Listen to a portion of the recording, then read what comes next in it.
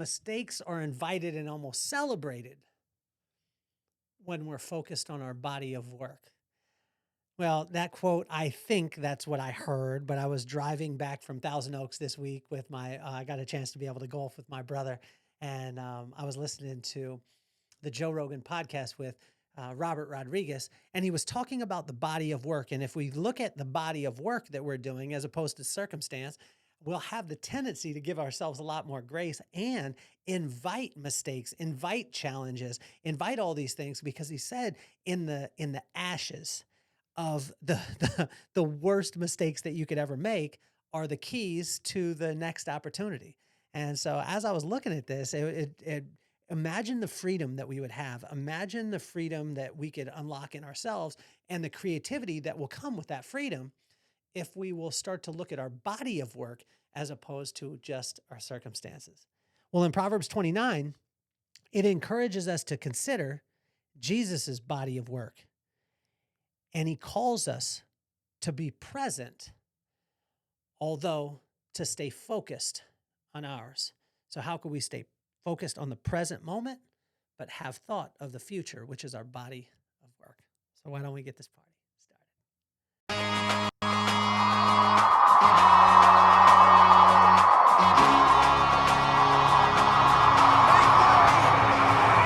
Nothing more on my mind. I got to shine, so every day I grind. Work in the morning, work in the evening. We's achieving, cause we believing. It's for certain, we put the work in.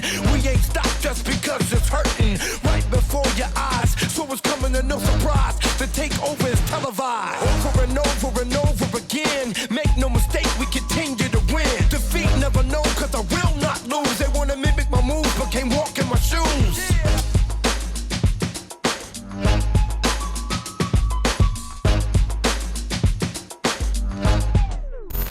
I was taken back by this concept of looking at our body of work, especially when I talked to Mr. Mike Ganino. I was talking to him the other day on the podcast, and if you didn't get a chance to be able to listen to him, you need to check that out. But as he was talking, he was talking about workshopping things. And workshopping things, meaning that you have an idea, you go workshop it, you test it out. Maybe it's a joke. He was talking about public speaking, but you could use it for anything, a concept in business, and try it out. And when you try it out, if it works, write it down, systemize it.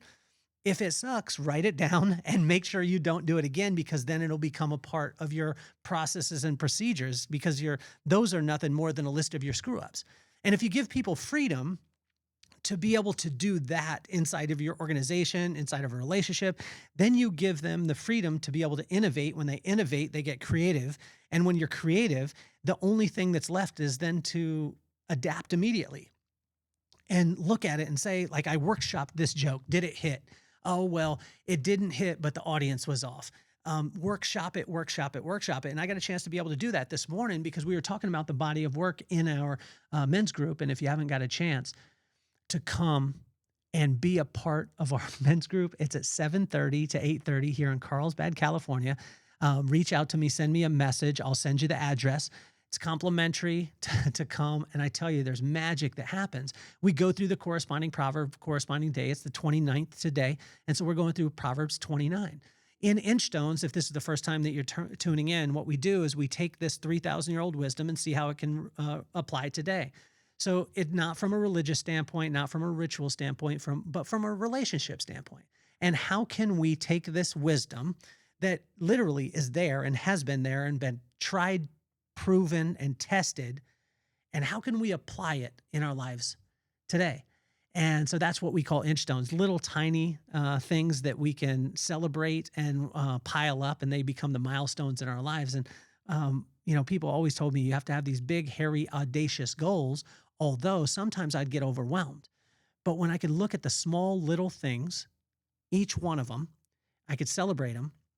And I can realize, like Robert Rodriguez was talking about on the Joe Rogan podcast, if I could realize that those little Inchstones are all a part of my body of work, and I focus on the body of work, then I'm not so concerned of making a mistake, or I'm not fearful of making that mistake, and I could just workshop it. So I would say to workshop things as much as possible. Well, I heard that concept this weekend of the body of work. And then I started to ask myself, like, okay, how can we look at this in a practical sense? Well, we can apply it to business. Well, imagine if you have something new that you want to try out, but sometimes we become paralyzed by by analyzing. So we analyze so many things. Should I do this? Should I do that? Should I do that? And then we do nothing. Why not just try something and workshop it, see if it works, and then adjust it? And that's probably one of the best things that we did when we owned salons all over the country is we would try stuff out. We would test it. I remember we tested hot chocolate, and we brought in hot chocolate, and it didn't cost us that much. We were already spending on coffee and tea and whatever it was. And we tried hot chocolate just during the holiday season, and it went nuts. Everyone was talking about the hot chocolate. Didn't cost us much as a company, but it got people very excited about it. But it was just an idea. It was just to have an idea, then we add action to it, and then we see what the results are, and then we just workshop it. We see how we can make it better. And if you give yourself the permission and the grace to be able to do that, it can work out incredible. And in Proverbs 29, it encourages us to consider Jesus's body of work, which was 33 years, but really his ministry was only 30 or 3. It was only 3 years out of his life, but it took the body of work the 30 years to be able to set the foundation for the 3 years of powerful work that he was going to do. So I want you to give yourself some grace in that. And, through Proverbs 29, it calls us to be present, which sounds so crazy, to be present and, love on the moment, but also have thought of the future. But the way that we can do that is by seeking wisdom and spending time with God, where he'll have us. So, in verse 1, it talked about inviting correction, and it invited us to screw up, write it down, and keep it moving. If we can do that in what it is that we do, whether it be writing a book. So we just got done with Inchstones workbook, or we could call it a playbook.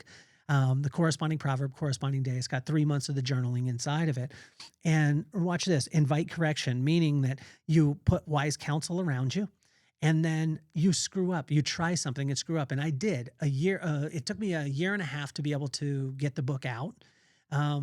A year of which I was trying to do it myself. I was making stupid mistakes. I had someone design it. It didn't work out on Amazon. And then I had to scrap that whole idea and then start in on a new one.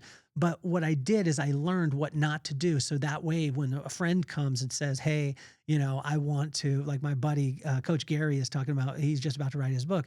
I need to write a book. My buddy, Craig, I need to write a book. Well, now I have the formula, not because I'm a genius, is because I just screwed up and messed it up. And now I know how to be able to produce them. Same thing with my buddy, Tim Semmelroth. He reached out and he was talking about his podcast. Well, over the last 5 years, a lot of things were gate kept, and I didn't know how to produce the podcast. No one would tell me. And so I figured it out myself. And then we figured out how to be the quickest turnaround in the history, not the history, but the quickest turnaround in the industry, meaning that from the time that I'm shooting this, it'll be live on YouTube, and then it'll be on Apple, Spotify, and all other podcast channels. It'll be clipped up and be on social within a couple of hours. So these kind of things are workflow, but because I had to make a lot of mistakes, now I know how to do it. It's not, again, because I'm smart with it. It's because I've been through the process and I can show people I screwed up on this. Let's streamline it and be able to go here. And over the next couple of years, I'm sure that I'll streamline it even more. So in verse 1, screw up, write it down, and keep it moving. Make sure that you just keep moving ahead and you just keep taking and cutting away the fat. Any business that we've grown, when we grew the salon businesses, when I first stepped out and I did my own brand, I had worked with what I think arguably the greatest in the history of the beauty industry, which was Robert Cromeans. And when I worked with him and I went off and did my own, I wanted to honor the education that I had. So I wanted to take what he had taught me. I wanted to cut away the fat, find where we could be more efficient, and then create the most efficient product, which we did in the professional beauty industry. And so be able to do that, we've got to give yourself the grace to invite correction, screw up, write it down, and keep it moving. So in verse 2, joy comes when right is done. And what is right? You know what right is if you spend time with someone who has wisdom. And the beginning of all wisdom is spending time with God. So if you spend time with God, he'll let you know what's right at that particular time. Now, some people will say, well, what's right? Like always, or, what will apply all the time across the board. I could tell you this. If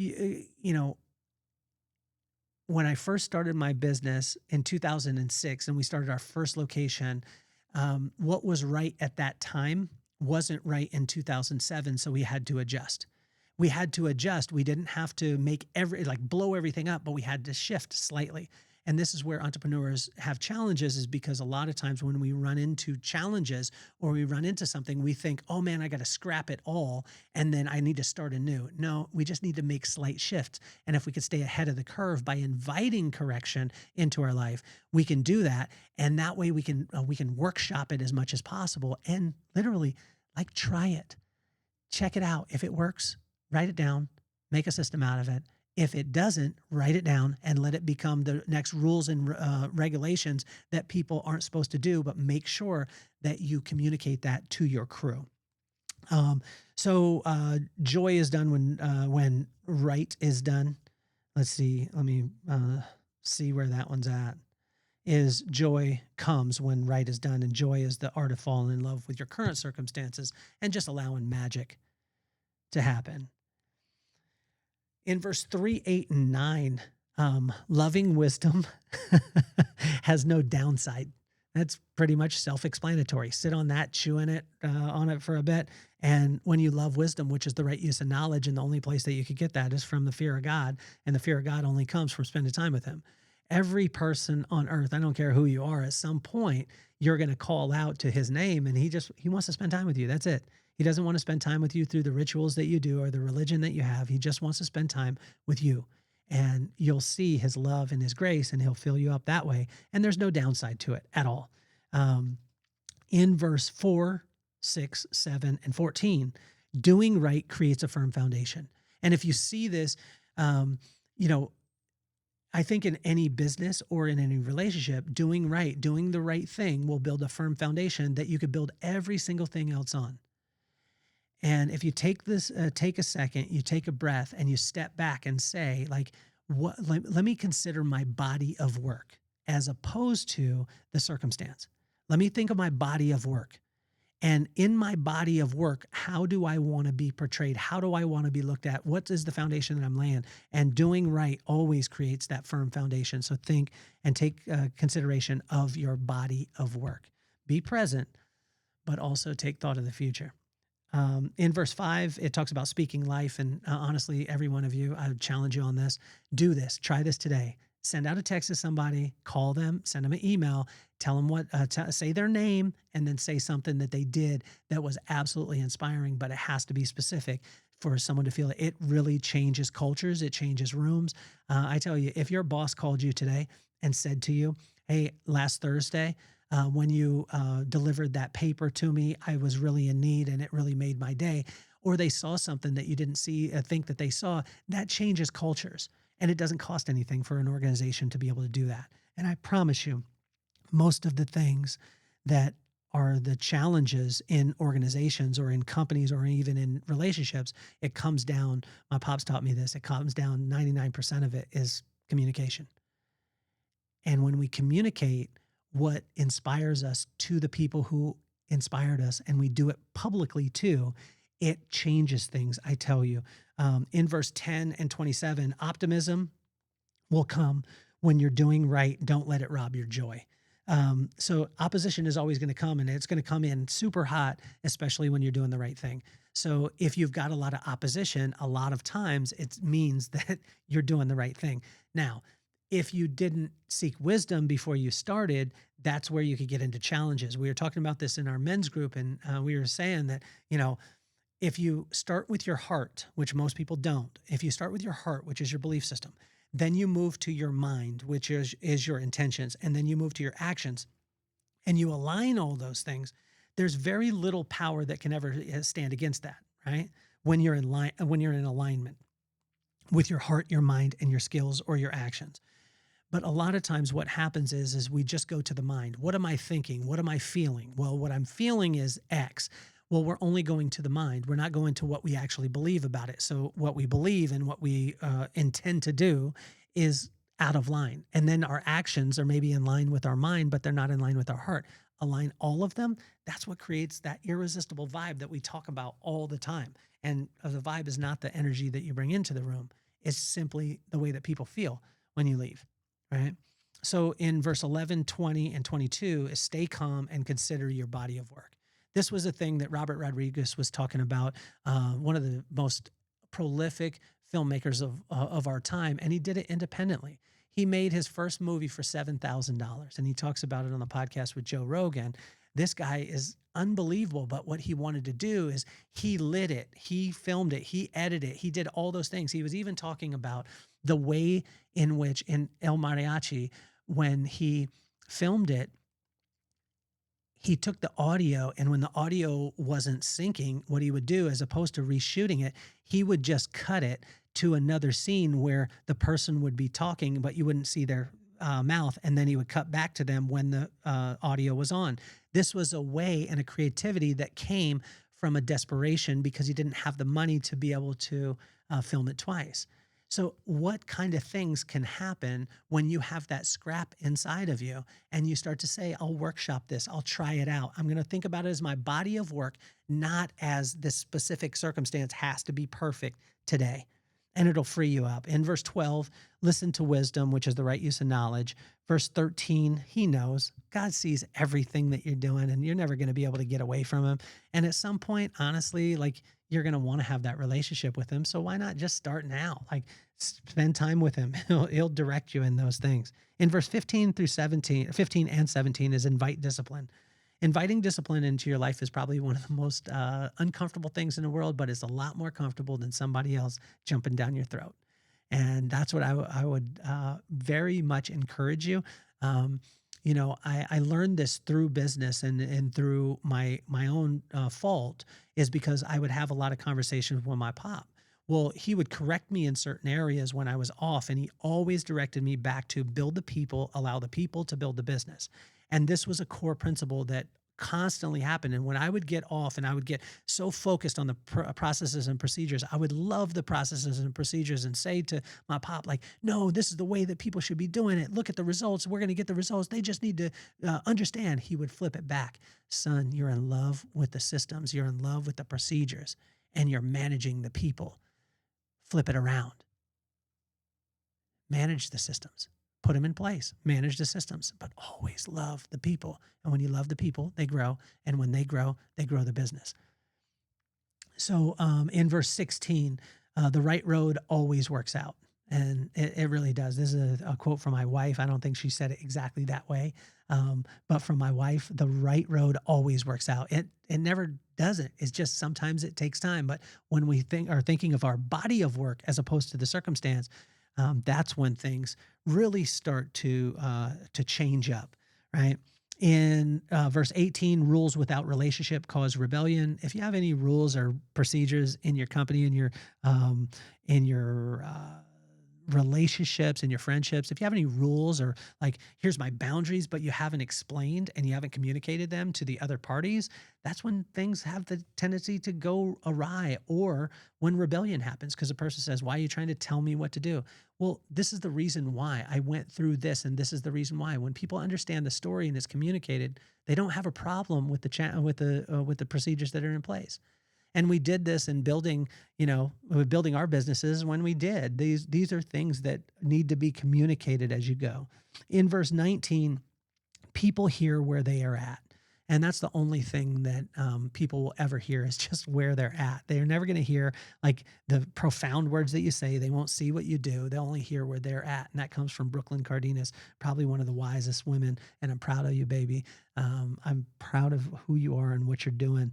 You are unbelievably incredible.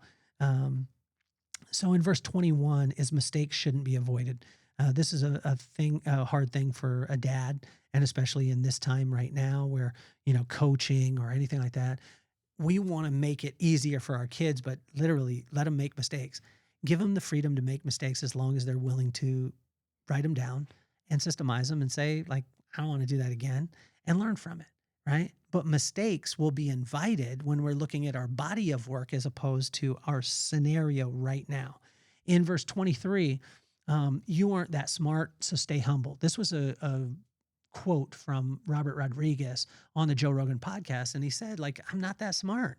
Like, I'm not that smart. Like, but I look at my body of work and I allow myself to make mistakes. And when that happens, I feel free. When I feel free, I'm creative. And when I'm creative, the greatest things happen.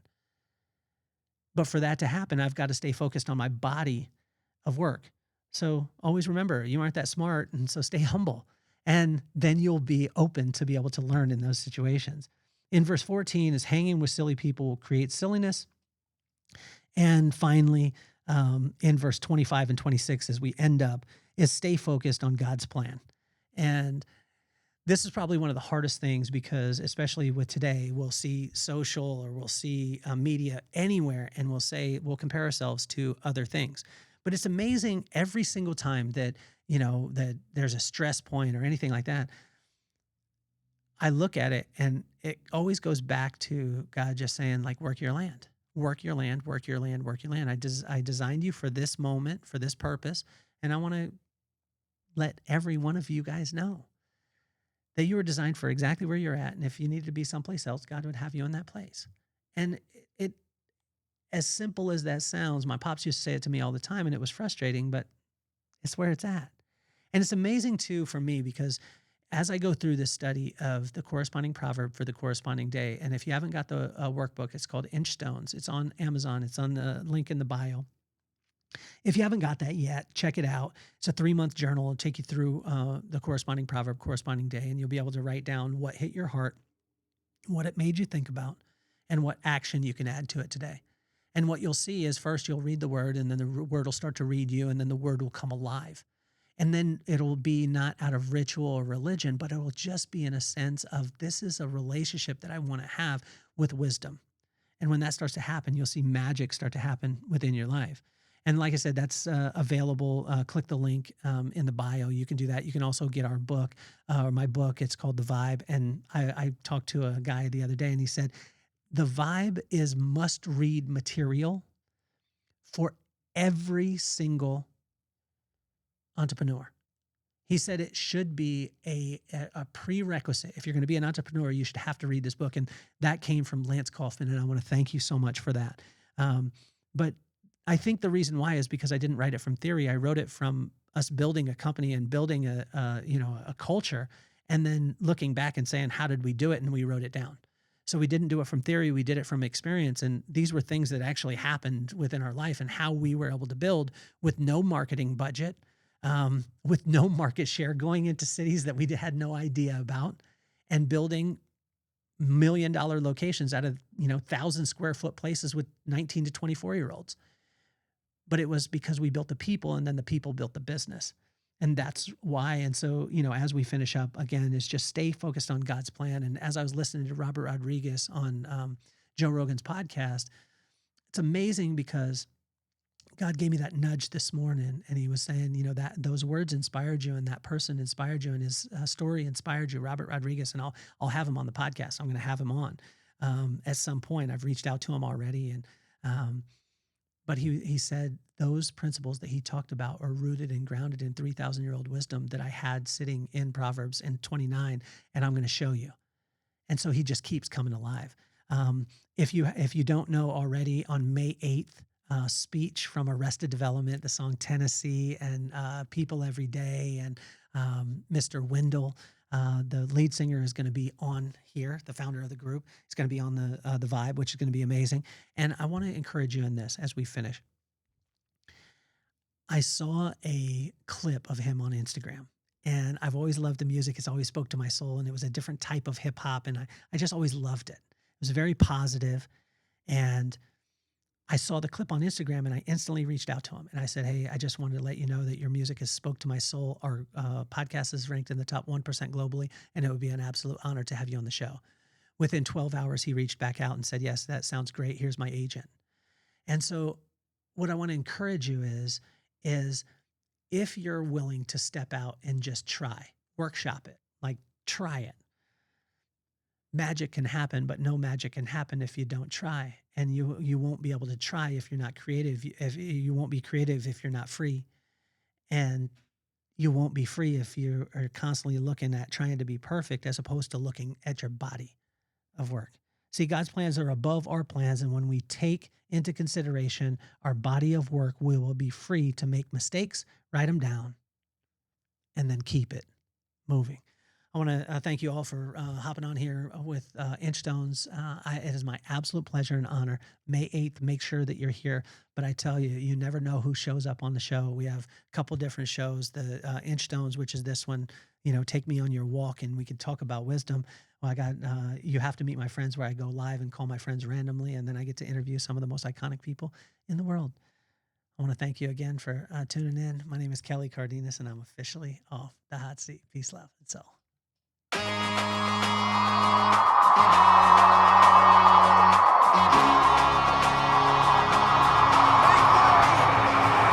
Nothing more on my mind. I got to shine, so every day I grind. Work in the morning, work in the evening. We's achieving, cause we believing. It's for certain, we put the work in. We ain't stopped just because it's hurting. Right before your eyes, so it's coming to no surprise. The takeover is televised. Over and over and over.